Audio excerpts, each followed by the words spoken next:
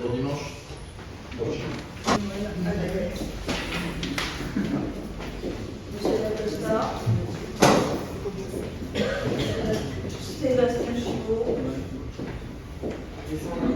Alors, pourquoi vous avez donc voté contre ce budget-là, en fait? J'ai souhaité intervenir parce que nous avons depuis plusieurs mois essayé de demander un plan pluriannuel déjà d'investissement qui nous permettrait d'avoir une ligne de conduite sur les 4 prochaines années. Voilà, ça n'a pas été, possible.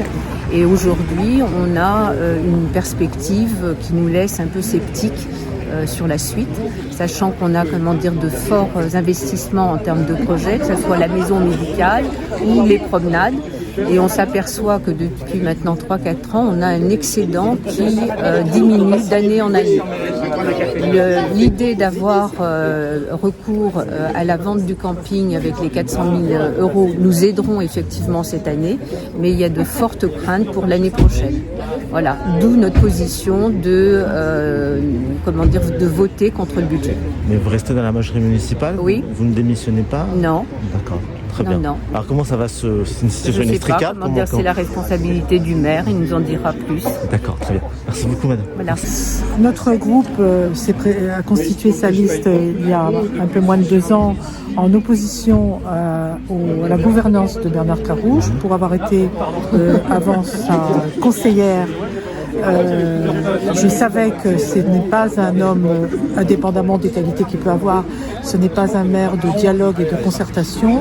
On assiste à une gestion à pas forcer de cette commune depuis 1 an et demi. Pas de concertation, pas de transparence et effectivement, si on en reste sur le budget, notre analyse, nous tenons à votre disposition notre analyse financière, il n'y a pas de gestion prévisionnelle ni de réelle ligne force de ce budget. On a attaqué le fonctionnement parce qu'on pense que sur le fonctionnement, il y aurait des choix politiques à faire, notamment pour les Cressois.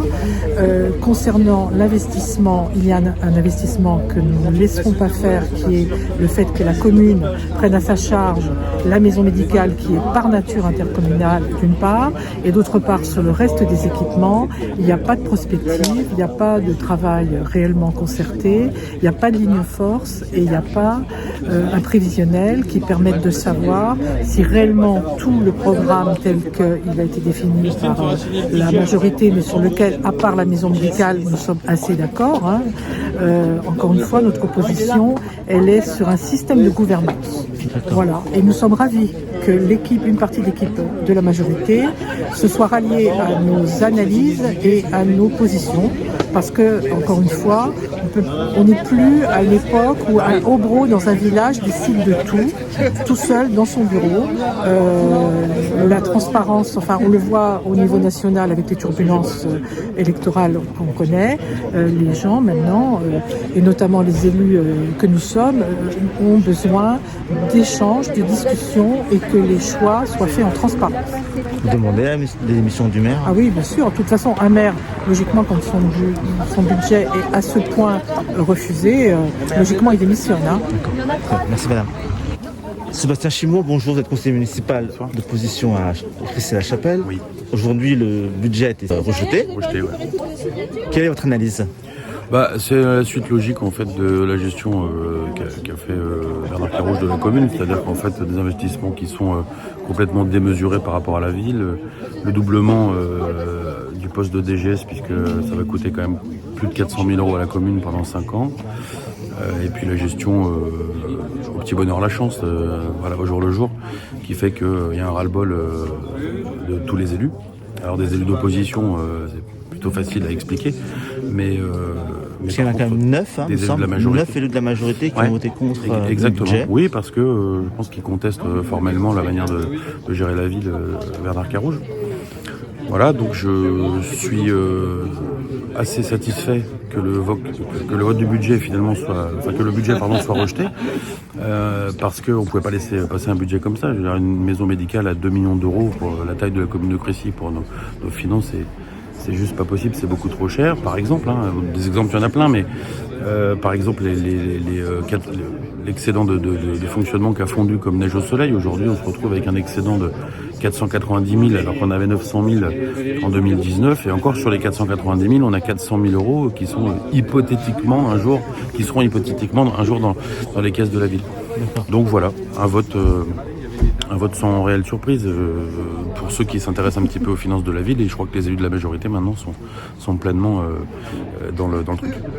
Le budget n'a pas été voté, hein, effectivement, je crois que je dis pas que je m'y attendais, mais j'avais quelques prémices qui faisaient que c'est calé ça. Je crois que c'est pas le budget qui est en cause, hein. Ce budget est un très bon budget. Vous savez, depuis le début du mandat, on a touché 2 millions de subventions, on fait beaucoup de choses et beaucoup de travaux. Le reste, vous avez pu voir que les gens n'avaient pas tout à fait le même avis. Il y en a certains qui disaient qu'on ne dépensait pas assez et d'autres qui disaient qu'on dépensait trop. Voilà, donc ce qui prouve bien que c'est pas un vrai budget. Je crois qu'aujourd'hui, il y a dans la majorité de l'équipe qui est la mienne, une partie qui n'est pas cette majorité, qui s'associe avec l'opposition pour essayer de mettre en difficulté la mairie. Voilà, aujourd'hui, le budget il va être passé par la Cour régionale des comptes, qui va nous dire s'il est bon ou pas bon. Si elle le valide en état, ça veut dire que c'était un budget qui était correct, on verra bien. Et puis après, on va continuer de cette façon-là, et puis on verra si on est capable d'aller retrouver une majorité pour le futur. Donc voilà. vous maintenez le rapport de force? Il y a un rapport de force? Il n'y a pas de rapport de force. Moi, je reste maire, je suis maire de la commune, les Cressois m'ont élu, il n'y a pas de raison là-dessus. Voilà. C'est-à-dire qu'après, on va pas, en cours de route, changer la tête de quelqu'un sous prétexte que ça va pas à 3 ou 4 élus qui ont fait une coalition avec ça va être un exercice d'équilibriste.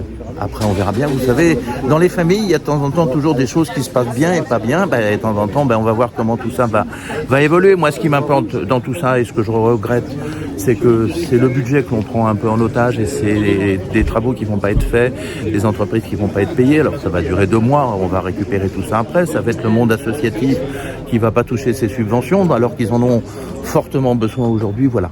Tout ça est un petit peu dommage.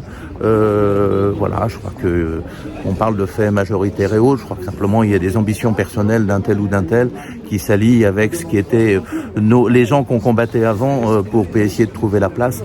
Je crois que c'est pas comme ça qu'on doit procéder. De toute façon, c'est les Cressois qui ont décidé et ça sera toujours les Cressois qui décideront. Voilà. Est-ce que vous demandez la démission du maire? Oui, bien sûr. Apparemment, il veut rester maire, il restera maire. Écoutez, après quand on est responsable, quand on est un maire responsable et qu'on voit son budget rejeté par 16 voix contre 11, la seule chose à faire, c'est de quitter ses fonctions, de démissionner. Et bien sûr, j'appelle ce soir Bernard Carouge à la raison. Et je lui dis qu'il faut absolument qu'il prenne la bonne décision et qu'il démissionne pour que voilà, les choses changent. Parce que les, entre guillemets, putschistes ne démissionneront pas. Non, mais en réalité, j'ai même pas envie de parler de putschistes. Vous avez raison de le prendre comme ça, mais j'ai plutôt envie de parler d'élus responsables qui considèrent que oui, Bernard Carouge doit démissionner. S'il est responsable, il doit démissionner. S'il s'entête et qu'il reste, en réalité, on aura une situation de blocage qui sera due exclusivement à son entêtement et voilà. Donc il faut qu'il parte.